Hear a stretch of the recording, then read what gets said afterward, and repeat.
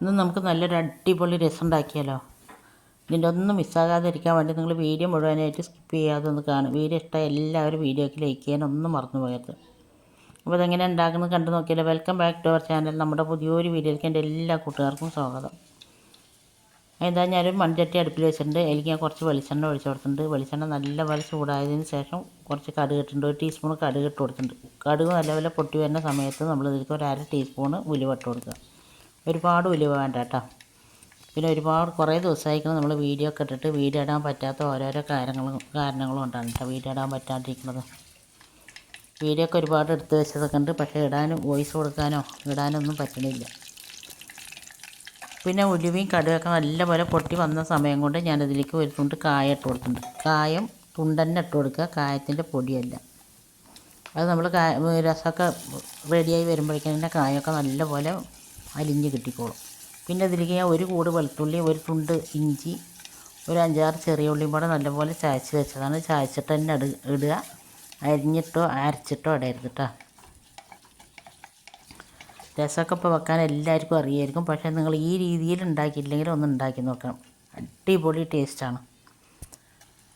പിന്നെ ഉള്ളിയൊക്കെ നല്ലപോലെ ഒന്ന് വഴന്നിട്ട് ഒന്ന് കളറൊക്കെ മാറി സോഫ്റ്റായി വന്നാൽ മതി. ഗോൾഡൻ കളർ ആകേണ്ട ആവശ്യമൊന്നുമില്ല. അതിന് ശേഷം ഞാൻ അതിലേക്ക് വലിയൊരു തക്കാളിയാണ്, അത് പൊടിയായി അരിഞ്ഞിട്ട് ഇട്ട് കൊടുത്തിട്ടുണ്ട്. ഈ തക്കാളി നല്ലപോലെ ഒന്ന് വെന്ത് സോഫ്റ്റായി കിട്ടണം. അതിന് ശേഷം ഞാൻ അതിലേക്ക് കുറച്ച് കറിവേപ്പില ഇട്ട് കൊടുത്തിട്ടുണ്ട്. കറിവേപ്പില നല്ലപോലെ ഒന്ന് വഴന്ന് വരുന്ന സമയത്ത് നമുക്ക് ഇതിലേക്ക് കുറച്ച് പൊടികൾ ഇട്ട് കൊടുക്കണം. അത് ഞാനിതാ 1 ടീസ്പൂൺ മഞ്ഞൾപ്പൊടി ഇട്ട് കൊടുത്തിട്ടുണ്ട്. മഞ്ഞൾപ്പൊടിൻ്റെ പച്ചമണം മാറുന്നവരെ നല്ലപോലെ ഒന്ന് വഴറ്റി കൊടുക്കുക. അതിന് ശേഷം നമുക്ക് ഇതിലേക്ക് കുറച്ച് കാര്യങ്ങളും കൂടി ചേർത്താണ്ട് കേട്ടോ. ഇതിലേക്ക് ഞാൻ കുറച്ച് മല്ലിയൊന്നും ചതച്ചെടുത്തതാണ്, പൊടിയല്ല. പൊടി ഇടരുത് കേട്ടോ, മല്ലി ഇങ്ങനെ തന്നെ ഇടുക. അതുപോലെ തന്നെ കുരുമുളകും നല്ല ജീരകവും ഞാൻ ചതച്ചെടുത്തിട്ടുണ്ട്. നിങ്ങളുടെ എരിവിനനുസരിച്ചിട്ട് കുരുമുളക് എടുക്കുക. നമ്മളിതിലേക്ക് മുളക് പൊടിയോ അങ്ങനെ ഒന്നും ഇടണില്ല.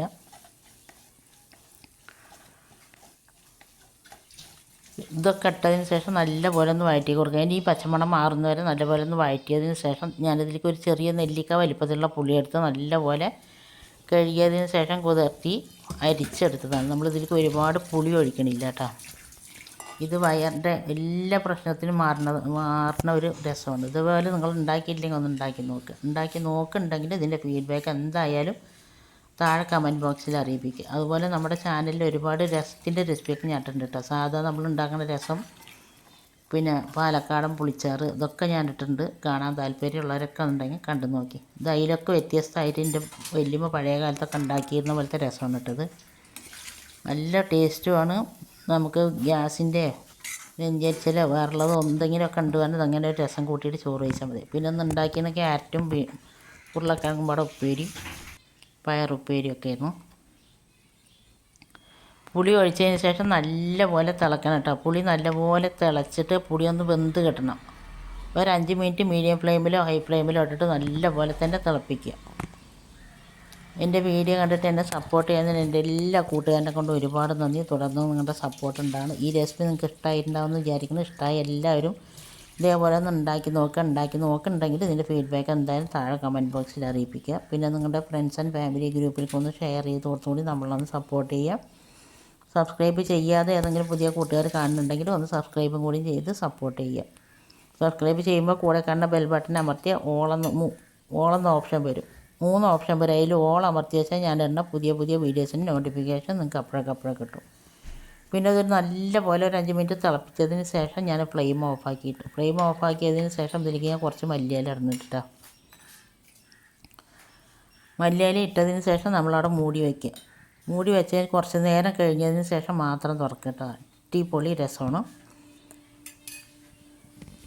പിന്നെ നമ്മളിതിൻ്റെ മുമ്പിൽ ഒരു മുട്ടക്കറി ഇട്ടിട്ടുണ്ടായിരുന്നു. ഒരു പൂരിക്ക് ഉണ്ടാക്കുന്ന മസാല ഉണ്ടാക്കി, പൂരിക്കും അപ്പത്തിൻ്റെ ചപ്പാത്തിക്കും എന്തിനു വേണമെങ്കിലും കഴിക്കാൻ പറ്റുന്നതിൽ അടിപൊളി മസാല ഉണ്ടാക്കിയിട്ടുണ്ടായിരുന്നു.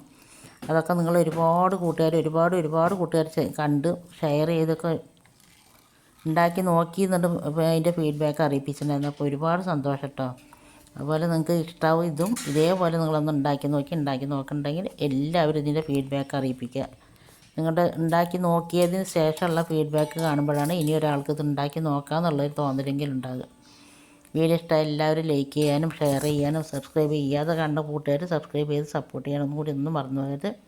ഓരോരോ കാരണം കൊണ്ടാണ് വീഡിയോ ഡെയിലി ഇടണം എന്നൊക്കെ വിചാരിക്കട്ടോ മുടങ്ങി വരുന്നത്. അപ്പോൾ അത്ര നേരം വീഡിയോ കണ്ട് സപ്പോർട്ട് ചെയ്ത എൻ്റെ എല്ലാ കൂട്ടുകാരനെ കൊണ്ട് ഒരുപാട് നന്ദി. തുടർന്ന് നിങ്ങളുടെ സപ്പോർട്ട് ഉണ്ടാകും. ഇൻഷാ അല്ലാഹ് അടുത്ത നല്ലൊരു വീഡിയോ ആയിട്ട് വരുന്നവരെല്ലാവരെ കൊണ്ടും അസ്സലാമു അലൈക്കും ബായ്. ഇന്നത്തെ റെസിപ്പിയാണ് ഇട്ടത്. ഇന്നത്തെ അല്ലത് കുറേ ദിവസം മുമ്പ് എടുത്തതാണ്. മീൻ എണ്ണയൊന്നും ഒരുപാടില്ലാണ്ട് പൊരിച്ച മീനാണ് കേട്ടോ. അതുകൊണ്ടാണ് ഇങ്ങനത്തെ കളറ്, അല്ലാണ്ട് കരിഞ്ഞിരിക്കല്ല. അപ്പോൾ ഓക്കെ, താങ്ക് യു, ബായ്.